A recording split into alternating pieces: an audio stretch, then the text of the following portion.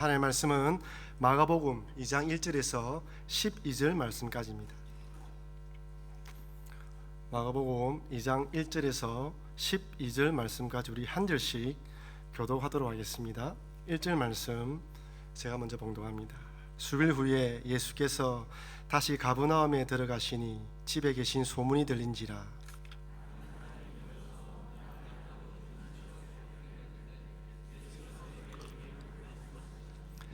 사람들이 한 중풍병자를 네 사람에게 메워 가지고 예수께로 올세.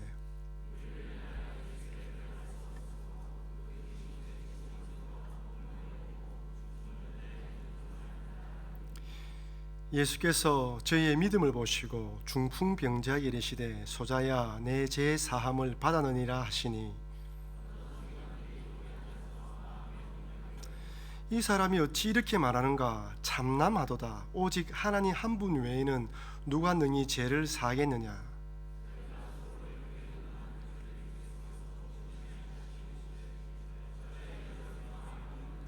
중풍병자에게 내 죄 사함을 받았느니라 하는 말과 일어나 내 상을 가지고 걸어가라 하는 말이 어느 것이 쉽겠느냐?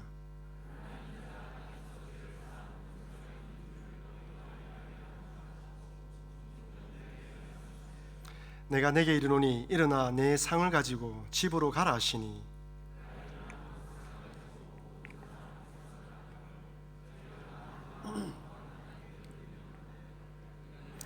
도무지 보지 못하였다 하더라. 아멘. 여러분, 한국이 지금 메르스로 인해서 많은 어려움을 겪고 있다가 지금은 잠시 진정된 상태입니다. 지금 메르스와 이 사투를 벌이고 있는 그 현장 최전선에는 의사들과 간호사들이 있습니다. 이들은 발음 한 점 통하지 않는 방호복과 보호장구를 갖추고 환자를 돌봐야 하는데 얼마나 힘이 들겠습니까? 한 간호사가 이런 글을 올렸더군요. 공기 하나 통하지 않는 땀복 같은 방화복 속에서 가만히 있어도 땀이 온몸을 타고 오르고 숨은 턱턱 막힌다. 고구름 뿌연 김이 서려 시야도 흐릿하다. 옷의 구조상 화장실 가는 것이 번거로워 목이 말라도 허기가 져도 먹지 못하고 참는다. 평생 흘러야 할 땀을 다 흘린 것 같아. 탈의 후 얼굴은 땀에 퉁퉁 불어 누군지 알아볼 수도 없다. 이런 의료진들의 헌신과 희생은 생과 사의 기로에 있는 환자들에게는 마지막 희망이라고 할 수 있습니다. 하지만 아무리 유능한 의사라도, 숙련된 간호사라 할지라도 죽을 사람을 살릴 수 없고 한 번 끊어진 사람의 호흡을 되돌아오게 할 수가 없습니다. 호흡이 있을 동안에는 최선을 다하지만 호흡이 끊어지는 순간 모든 의료 행위를 중지합니다. 죽음 앞에서는 속수무책이죠. 이런 관점에서 볼 때 의료진들은 죽음을 가까이서 목격하는 사람이라고 할 수 있습니다. 이것은 목회자들도 동일합니다. 함께 신앙생활했던 성도들이 불의의 사고를 당하거나 병에 걸리면 하나님 은혜로 치료받기를 간절히 기도합니다. 하지만 하나님의 때가 되어 부름을 받는 것을 막을 수가 없어요. 하나님 부름을 받고 호흡이 멈추면 그때부터 목사는 장례 절차를 준비하게 됩니다. 때론 너무 젊은 나이, 어린 나이에 하나님의 부름을 받으면 천국에 들어갔기 때문에 감사하지만 또 인간적으로는 안타까워하는 마음으로 장례 절차를 치릅니다. 이처럼 목회자들도 의료진들처럼 늘 죽음을 가까이서 목표하게 됩니다. 죽음, 그 어떤 인간도 극복할 수 없을 뿐 아니라 그 누구도 비교할 수가 없습니다. 그러므로 죽을 수밖에 없는 유한한 존재라는 사실을 인식할 때, 그 안에서 인생의 해답을 찾을 때 그 인생은 절대로 후회하지 않는 삶을 살아갈 수 있습니다.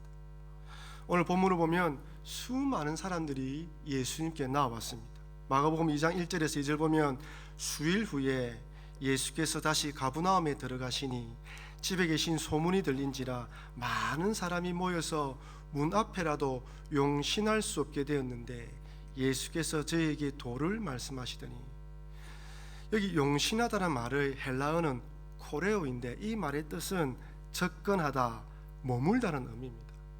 많은 사람들이 문 앞에 접근하여 머물고 있어서 인산인해를 이루고 있다는 말입니다. 이렇게 많은 사람들이 예수님을 찾아온 이유가 무엇입니까? 이들이 예수님을 찾아온 그 목적을 한 4가지로 찾아보면, 첫 번째는 고침을 받기 위해서 찾아온 사람들입니다.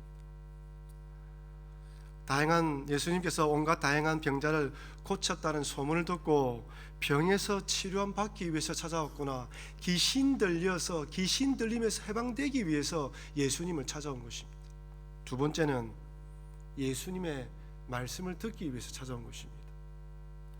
예수님께서 전하시는 능력 있고 근세 있는 그 말씀을 듣기 위해서 찾아온 것이죠. 세 번째는 단지 구경하기 위해서 구경꾼으로 온 사람도 있었을 것입니다. 오늘은 예수님께서 어떤 병자를 어떻게 고칠까? 오늘은 예수님께서 어떤 말씀을, 어떤 근세 있는 능력의 말씀을 선포하실까? 한번 들어볼까? 이런 마음으로 온 거죠. 네 번째는 적대자들도 있었습니다. 서기관들 무리들이죠. 이들은 처음에 예수님이 어떤 분인지 알기 위해서, 무슨 일을 하는지 살펴보기 위해서 찾아왔습니다. 하지만 이들은 자신들의 종교적인 선입관과 편견에 사로잡혀서 예수님을 위험한 인물로 간주하고 예수님을 죽이기로 모의합니다. 이처럼 많은 사람들이 제각기 다른 목적을 가지고 예수님께 찾아왔습니다. 오늘 본문에 등장하는 이 중풍병자와 그의 친구들은 첫 번째 부류라고 할 수 있습니다. 중풍병, 예수님 당시나 지금이나 중풍병에 걸리면 정상인의 삶을 살 수가 없습니다. 반신불수가 되거나 심한 경우 아예 거동을 하지 못합니다. 제 발로 화장실도 갈 수 없고 제 손으로 밥을 떠먹을 수도 없어요. 한마디로 끝난 인생, 팔자가 사나운 인생, 박복한 인생이 되는 것이죠. 그러니 무슨 소망이 있겠습니까? 그런데 놀라운 것은 세상적으로 절망인 이 중풍병이 이들을 예수님을 만나기만 하면 나을 것이라는 믿음으로 인도했다는 사실입니다. 이게 얼마나 역설적인 일입니까? 중풍병은 병이고 중풍병은 절망인데, 이 절망이 예수님께로 인도하는 도구 역할을 했고 과교 역할을 했다는 거예요.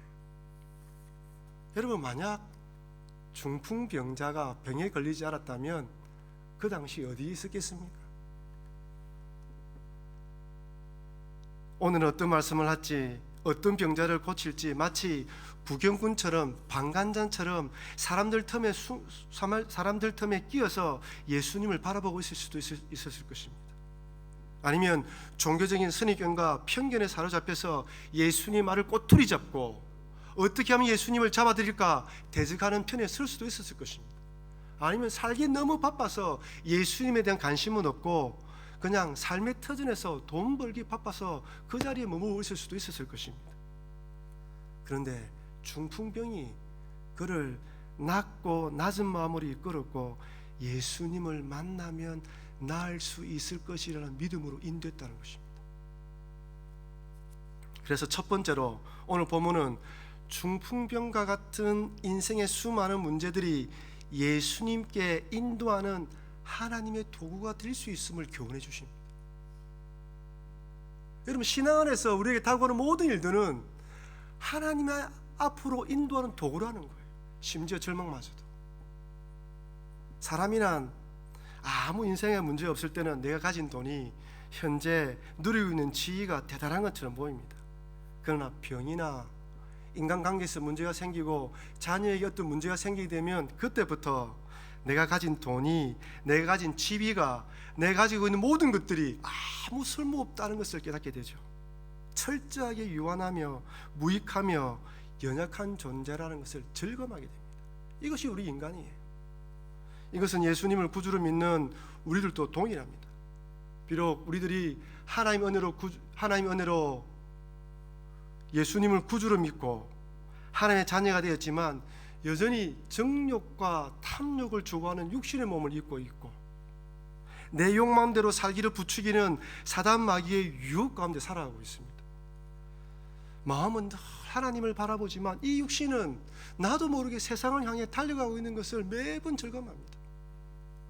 그런데 중풍병과 같은 문제들이 찾아오면 그제서야 우리 자신을 바로 바라보게 됩니다.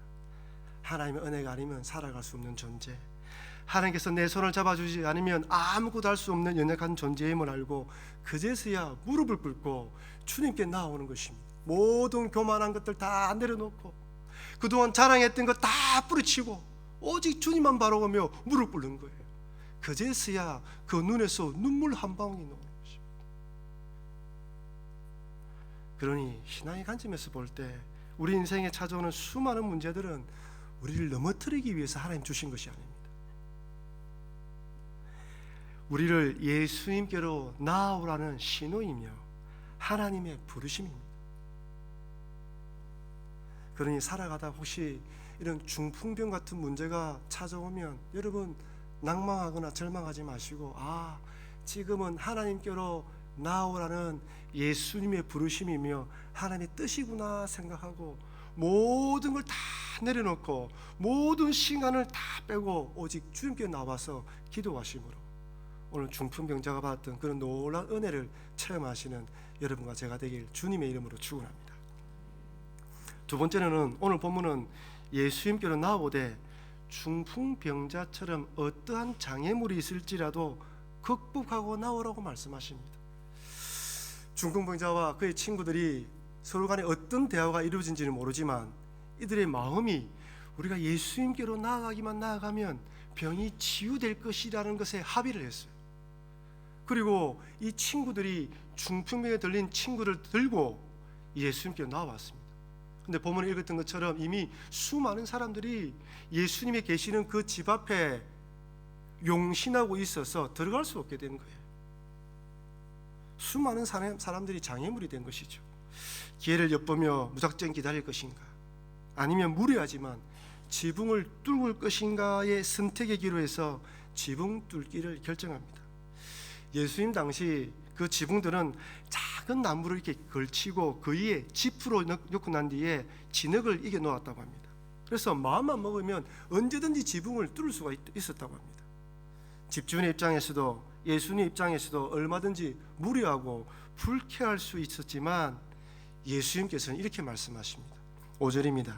예수께서 저희의 믿음을 보시고 중풍병자에게 이르시되 소자야 내 죄 사함을 받았느니라 하시니.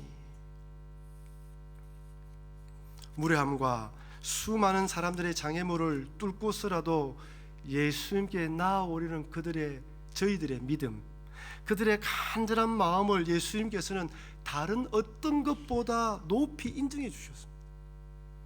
그러면서 방관자로서 구경꾼으로 서 있는 사람들에게, 그리고 오늘을 살아가는 우리들에게 예수님께 나오는 자는 어떤 각오로 나와야 하는지 이들의 모습을 통해 우리 보여주는 거예요. 상 받기 위해서 나오는 믿음이 아니라 상 받기 위해서 나오는 믿음으로 나와야지만 이런 병에 걸렸을 때는, 이런 문제가 있을 때는 수많은 장애물이 있더라도 극복하고 나오라는 것입니다. 성경에는 중풍병자처럼 장애물을 극복하고 예수님께 나와서 그 믿음대로 응답받은 자들에 대한 기사들이 성경 곳곳에 기록되어 있습니다. 그 대표적인 역사가 마가복음 5장에 나와 있는 해당장 야이로입니다. 여러분 한번 보십시오. 딸이 병에 걸려서 거의 생명이 꺼져가고 있을 때 야이로는 첫 번째 회당장이라는 신분의 장애물을 내려놓았습니다. 그 당시 회당장은 대단한 지위와 권력을 가지고 있었어요. 그런 회당장이 목수 아들에 불과한 예수님께 도움을 요청한다는 건 있을 수가 없는 일입니다. 하지만 그는 예수님께 나아가기 위해서 첫 번째로 해당장이라는 신분의 장애물을 내려놓고 예수님께 나왔습니다. 두 번째 장애물은 섭섭한 마음이었습니다. 야이로의 간청에 예수님께서는 야이로와 함께 야이로 집으로 동행합니다. 중간에 누가 끼어듭니까? 12년 동안 혈루병에 걸린 여인이 옷자락만 만지면 나을 것이란 믿음으로 예수님 옷자락을 만졌어요. 그리고 그 여인은 병이 나았습니다. 병이 나았으면 그냥 내버려 두고 예수님께서 가던 길을 빨리 재촉하여 가면 되는데 그 여인과 대화하면서 시간이 지체되어 버렸어요. 그 결과로 아니나 다를까 아이는 이미 죽었고 집에 도착할 쯤 돼 보니까 혹하며 화나는 소리가 들렸습니다. 예수님께서 좀 빨리 서둘렀으면 이런 일이 나지 않았을 건데라는 섭섭한 마음, 왜 내 마음대로 내 뜻대로 내 시간대로 오지 않나라는 이 섭섭한 마음, 그 마음을 극복하면서 끝까지 예수님을 믿었어요. 세 번째 장애물이 무엇입니까? 죽음입니다. 딸이 이미 죽어버렸어요. 그 누구도 죽은 사람을 살릴 수 없기에 딸이 죽는 순간 예수님에 대한 믿음도 사라질 수 있습니다. 예수님은 살아있을 때나 고치지 죽은 사람 어떻게 살리겠어? 이제 모든 게 끝이야. 아무리 예수님 믿는다도 능력이 드러나겠어? 얼마나 많은 부정적인 생각이 들었겠습니까? 주변 사람들도 예수님께서 아이가 죽은 것이 아니라 잔다라고 말하자 비웃었습니다. 그런데 야이로는 죽음이라는 장애물, 주변 사람들의 비웃음이라는 장애물을 극복하고 예수님을 전적으로 의지합니다. 그리고 이미 숨이 끊어진 그 아이의 방에 예수님과 함께 들어갑니다. 어떤 일이 벌어졌습니까? 병에 걸려서 죽어가는 아이가 아닌 이미 숨이 끊어져서 사늘하게 식은 시체가 된 아이를 다시 살려받는 놀라운 기적을 체험하게 됩니다. 예수님께서는 우리들에게 이런 장애물을 극복하는 믿음을 요구하십니다. 인간적인 편견과 선입견, 세상 사람들의 시선이라는 여러 장애물을 뛰어넘는 믿음, 이런저런 부정적인 핑계거리의 장애물을 극복하려는 믿음으로 나오라는 것입니다. 제가 이렇게 말씀드리면 어떤 분들은 만약 그렇게 믿고 나아갔는데 내 믿음대로 응답해 주지 않으면 어떻게 하죠? 라고 말씀하시는 분도 있을 것입니다. 여러분, 내 믿음대로 응답해 주지 않아도 그것이 바로 하나님의 뜻입니다. 육체의 가시 같은 병을 고쳐달라고 3번이나 간절히 기도했던 바울을 보십시오. 그런데 하나님께서는 노라고 응답하십니다. 그러면서 고린도후서 12장 9절 말씀입니다. 우리 다 같이 한번 읽어볼까요? 내게 이르시기를 내 은혜가 내게 족하다. 이는 내 능력이 약한 데서 온전하여짐이라 하신지라. 이러므로 도리어 크게 기뻐함으로 나의 여러 약한 것들에 대하여 자랑하니니 이는 그리스도의 능력으로 내게 머물게 하려 함이니. 분명 바울의 입장에서 볼 때 노였지만 그리스도의 능력이 바울에게 계속 임하도록 하기 위한 하나님의 예스의 응답이에요. 내 믿음대로 응답해 주지 않았지만 더 큰 능력으로, 더 큰 은혜로, 더 큰 좋은 것으로 하나님께서 예스로 응답해 주신 것입니다. 그러니 응답의 결과는 하나님께 맡기고 우리들은 그 어떤 장애물이 있다 할지라도 극복하고 뛰어넘는 믿음으로 하나님께 나아가면 하나님께서는 우리가 기대하는 그 이상으로 좋은 것으로 채워주시는 것입니다. 마지막 3번째로 병 고치는 믿음에 머물지 말고 제사함 받는 믿음으로 나오라고 교훈해 주십니다. 저는 사실 오늘 이 3번째 부분에 저희 설교의 포커스를 맞추고 싶습니다. 5절에 보면 예수께서 저희의 믿음을 보시고 중풍병자에 이르시되 소자야 내 제사함을 받았느니라 하시니. 아니, 지금 이 중풍병자가 제사함 받으러 나왔습니까? 병 고치러 나왔습니까? 병 고쳐주면 돼요. 굳이 서기관들이 참나마도다 말을 들을 필요 없이 병만 고쳐주면 모든 것이 끝납니다. 뜬금없이 갑자기 제사함 이야기가 왜 나오는 것일까요? 그것은 첫 번째로 제사함 받지 못하면 죽음의 문제, 영혼의 문제가 해결되지 않기 때문입니다. 중풍병 걸려서 낫는 것은 그때 한 번으로 끝나요. 죽음을 극복하지 못해요. 여러분, 중풍병에 고침받은 사람이 영원히 죽지 않고 살았습니까? 아닙니다. 또 죽었습니다. 병 고침 받았지만 또 시간이 지나면 결코 죽는 것이 우리 인생입니다. 우리 가운데서도 기도하면서 병 고침 받으신 분들이 있습니다. 영원히 삽니까? 아닙니다. 죽음을 통과해야 천국에 들어가고 죽음을 통과해야 이 육신의 몸을 벗고 하나님을 만나게 되는 거예요. 그리고 부활의 소망을 사모하면서 재림을 대망하게 되어 있어요. 죽어서 나흘이 지나 이미 썩은 냄새가 났던 나사로가 예수님의 능력으로 살아났지만 얼마 지나냐 또 죽었습니다. 그러니 병 낫는 믿음은 어디까지나 이 땅에서만 유효한 것이고 한정적인 은혜입니다. 한 번으로 끝나는 은혜예요. 그러나 제사함 받는 믿음은 이 땅에서뿐 아니라 죽음 이후 영원히 책임져 주는 거예요. 그래서 예수님은 중풍병자의 그 병낫기 원하는 믿음을 바라보시면서 병낫는 믿음, 이 땅에 살아가면서 어려운 문제가 있을 때 그 문제만 해결되는 믿음만 바라보지 말고 영혼을 책임지고 하나님을 바라보며 천국을 소망하는 그 믿음으로 나오라는 거예요. 오늘 우리 많은 성도들이 그저 병낫는 거, 이 땅에서의 문제들이 해결되는 거에만 너무 많이 집착하고 있는 것 같습니다. 영혼을 사모하며 하나님과 깊은 교제를 사모하는 것에 대해서는 많이 소홀히하는 것 같아요. 죽음 이후 영혼을 책임지는 믿음입니다.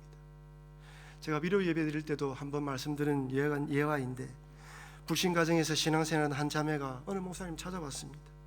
찾아와서 불치병에 걸려서 이제 생명이 얼마 남지 않은 자기 아버지에게 복음을 전해달라고 하더랍니다. 병원에 가보니 그 자매의 아버지는 기운 없이 그냥 천장만 바라보고 누워 계시더랍니다. 자신을 목사라고 소개하고 이렇게 말씀드렸다고 합니다. 아버님, 이제 이 땅에서의 생명이 얼마 남지 않았습니다.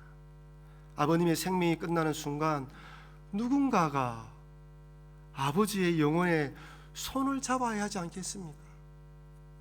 그러니까 고개를 끄덕이더랍니다. 그러면 아버님의 영혼의 손을 잡아줄 누군가가 있습니까? 아버님이 돌아가시는 그 순간 아버지의 영혼의 손을 잡고 인도하실 분이 누가 있습니까? 고개를 가로젓더래요. 지금 이 기회로 생각하고 차근차근 복음을 전하면서 예수님을 믿으면 이 땅에서 호흡이 끊어지는 순간 그때 예수님이 아버지의 영혼의 손을 잡고 천국으로 모셔드립니다 라고 말하자 그 아버지가 고개를 끄덕이더랍니다. 그 자리에서 예수님이 영접하고 얼마 있지 않아 그 병에서, 그리고 그 자리에서 숨이 끊어졌지만 그분은 예수님의 손을 잡고 천국에 들어가신 거예요. 이게 제사함 받는 믿음입니다. 두 번째로, 제사함 받는 믿음은 이 땅에 사는 동안에도 지속적으로 하나님께서 동행하시도록 만들어 주십니다. 한 번의 은혜가 아니에요. 병낫는 믿음이 한 번에 받는 은혜란다면, 제사는 믿음으로 나오면 그 순간부터 계속해서 뭡니까? 하나님이 동행하시며 호위하시는 은혜입니다. 여러분, 중풍병 걸린 사람이 병낫음 받았다고 인생의 모든 문제가 다 해결되었습니까? 아닙니다. 병낫음 받았다면 그 다음부터 먹고 살 수 있는, 자립할 수 있는 일자리가 있어야 돼요. 결혼을 하지 않았다면 결혼을 해야 됩니다. 어디 결혼하고 직장만 있으면 모든 문제가 해결됩니까? 자녀만 놓으면 문제가 해결됩니까? 생각지도 않는 곳에서, 생각지도 않는 시간에 내 힘으로 해결할 수 없는 이런 인생의 문제들이 얼마나 많이 찾아옵니까? 그래서 우리 인생은 이 땅에 살아가는 동안 단 한 번의 병낫는 믿음이 아니라 하나님이 지속적으로 나와 동행하시면서 주시는 은혜로 살아가는 그 은혜가 필요한 거예요. 그러기 위해서 제사 받는 믿음이 필요한 것입니다. 이 특권, 하나님의 동행하심은 예수 그리스도를 구주로 고백하고 그 고백대로 살아가는 사람에게만 주어지는 특권이에요. 이사야 52장 12절입니다. 우리 다 같이 한번 읽어보겠습니다. 여호와께서 너희 앞에 행하시며 이스라엘의 하나님이 너희 뒤에 호위하시리니 너희가 한급히 나오지 아니하며 도망하여 행하지 아니하리라. 여호와께서 너희 앞에 행하시며 이스라엘의 하나님이 너희 뒤에 호위하신다고 말씀하십니다. 여러분, 누가 생각나십니까? 여러분들이 여러분 자녀가 어릴 때 갓 걸음마를 배울 때 앞에서 이끌고 뒤에서 아이를 따라갈 때 어떻게 따라갑니까? 아이가 걸어가다가 넘어지면 언제든지 잡아줄 자세를 취하여 달려가고 따라가지 않습니까? 우리 하나님이 이런 하나님이라는 거예요. 우리 인생의 발걸음 한 걸음 디딜 때마다 앞서 행하시고 뒤에서 호위하면서 달려오신다는 것입니다. 제사함 받는 자들에게 주는 특권이라는 거예요. 네, 여러분, 제사함 받지 못한 이 세상을 한번 보십시오. 지금 우리가 살고 있는 이 세상은 예수님 당시처럼 오병이어의 기적이 일어나지 않다 할지라도 이 종자들을 개량한 이 기술로 사실 온 인류가 먹고도 남은 양식이 생산되고 있습니다. 인간의 욕심으로 골고루 분배되지 않아서 문제인 거죠. 첨단 의료 장비의 혜택으로 더 이상 예수님께서 중풍병자를 고쳤던 기적이 일어나지 않아도 인간은 얼마든지 120세까지 살 수 있을 것 같습니다. 근데 세상이 갈수록 악해져 갑니다. 매일매일 몸서리치는 범죄의 소식들과 암울한 사건 사고들을 접하고 있을 뿐 아니라 사람들은 더 잔인하고 흉폭해지는 이유가 무엇입니까? 성적 타락은 어떻습니까? 지금 서방 세계의 화두는 동성애입니다. 미국 대법원에서 동성결혼이 합헌이 되었죠. 5월 달에는 아일랜드에서 국민투표로 동성결혼이 합헌이 되었습니다. 뉴질랜드도 마찬가지지 않습니까? 성경은 동성애와 모든 범죄의 원인을 제사함 받지 못한 결과라고 말씀하십니다. 하나님을 그 마음에 두기에 싫어했기에 그 마음대로 살도록 내버려 두었기 때문이라고 증거합니다. 다시 말씀드리면 하나님께서 그들의 삶과 동행하지 않기 때문에 이런 일이 벌어졌다고 말씀하시는 거예요. 로마서 1장 28절에서 31절 말씀입니다. 또한 저희가 마음에 하나님 두기를 싫어하며 하나님께서 저희를 그 상실한 마음대로 어쨌다고요? 내어버려 뒀다는 거예요. 하나님께서 그 상실한 마음대로 내어버려 두었기 때문에 무슨 일이 벌어졌습니까? 합당치 못한 일을 하게 하셨으니 불의, 추악, 탐욕, 악의, 시기, 살인, 분쟁, 사기, 악독, 수군수군, 비방, 능력, 교만, 자랑, 악을 도모하고 부모를 고역하고 우매하며 배악하며 무정하다고 무자비하다고 말씀합니다. 결과가 뭡니까? 내버려 둔 거예요. 동성애는 어떻습니까? 1장 24절입니다. 그러므로 하나님께서 저희를 마음의 정욕대로 더러움에 내어버려 두사 저희 몸을 서로 욕되게 하셨으니 동일하게 내어버려 둔 거예요. 제사함에 받지 못한 결과라는 거예요. 하나님께서 인간을 창조하실 때 우리 마음속에 하나님이 거하시는 처소를 만들어 두었어요. 하나님만이 내 마음에 거하셔야지만 참된 만족과 기쁨이 있고 하나님이 동행하실 수 있도록 만들어 놓은 그 마음의 공간, 그 공간이 있었어요. 근데 인간은 그 마음에 하나님 모시기를 사모하기보다 하나님을 몰아내고 자기 자신이 주인 되어 자기의 정욕대로, 탐욕대로, 욕심대로 살기를 결정했습니다. 그리고 그 참담한 결과를 지금 우리는 우리의 두 눈으로 똑똑히 보고 있는 것이에요. 그렇습니다. 제사함 받지 못하면 하나님의 동행하심이 아닌 하나님께 버림받는 인생으로 살아가는 거예요. 그들은 자기 마음대로 살기 때문에 기쁘다고 즐거워 살아가지만 신앙 관점에서 볼 때는 버림받은 인생인 것입니다. 그렇다면 우리는 이제 제사함 받는 믿음이 얼마나 중요한지 깨닫게 됩니다. 근데 중요한 것은 제사함 받는 믿음이라는 것이 예수님을 구주로 믿는 그 한 번의 고백이 아니라는 거예요. 예수님을 구주로 믿는 한 번의 고백뿐 아니라 내 생명이 끝날 때까지 나의 삶으로 나의 신앙 고백을 증명하는 삶으로 살아가는 것이 제사함 받는 믿음이라는 거예요. 마치 부부가 결혼식 할 때 모든 사람들 앞에서 부부 서약을 하고 결혼식을 올립니다. 그것이 끝입니까? 아니지 않습니까?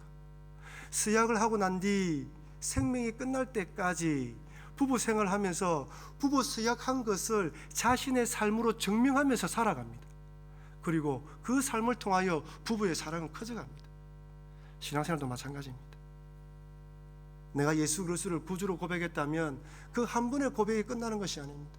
그 고백이 나의 삶으로 증명이 되어지고 나의 삶으로 드러나서 그 결과로 하나님의 동행하심이 나로 통하여 역사하는 것입니다.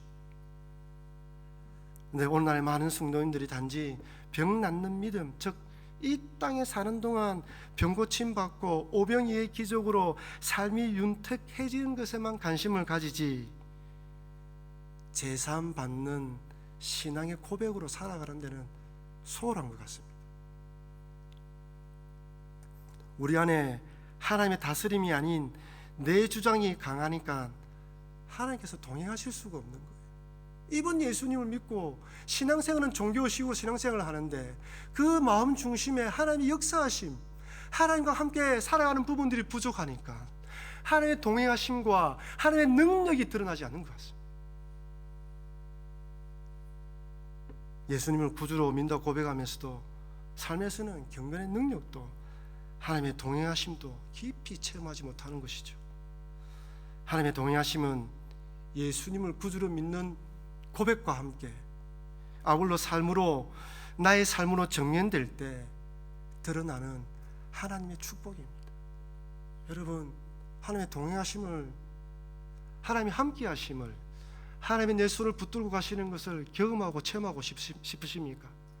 그러면 나의 마음에 하나님을 더 많이 모시고 내가 고백한 그 신앙 고백으로 매일매일 나의 삶으로 그 하나님이 주인이심을 고백하십시오. 그러면 어느 순간부터 나와 동행하시는 하나님, 나의 삶에 개입하시는 그 하나님으로 축복된 삶을 살아오는 내 자신을 발견하게 될 것입니다. 사랑하는 성도 여러분, 우리가 이 땅에 살아가다 보면 중풍병자처럼 내 힘으로 어떻게 해볼 수 없는 인생의 문제를 만날 때가 있습니다. 이때 절망하거나 낭망하지 마시고, 하나님께서 나를 부르시는구나, 하나님께서 나를 오라고 하시는구나, 기도의 자리, 말씀의 자리, 예배의 자리로 나와서 하나님 주시는 은혜로 나 자신을 돌아보고 하나님 은혜로 회복하라는 뜻이구나 생각하시고, 모든 인간적인 생각을 내려놓고 모든 장애물을 극복하고 하나님 앞에 나오십시오. 그럼 중풍병자가 병이 나았던 것처럼 그런 놀라운 역사를 경험하게 될 것입니다. 아울러 단순히 병 낫는 믿음에만 머물지 마시고 제사함 받는 믿음, 즉 내 입으로 예수를 구주로 고백할 뿐만 아니라 내 삶으로 증명함으로써 죽음 이후 영원한 결과, 영원한 것을 바라볼 뿐 아니라 이 땅에 살아가면서 하나님이 동행하시는 그 특권을 내 삶 가운데 체험하시며 살아가시는 여러분과 제가 되길 주의 이름으로 축원합니다. 아멘. 기도하겠습니다.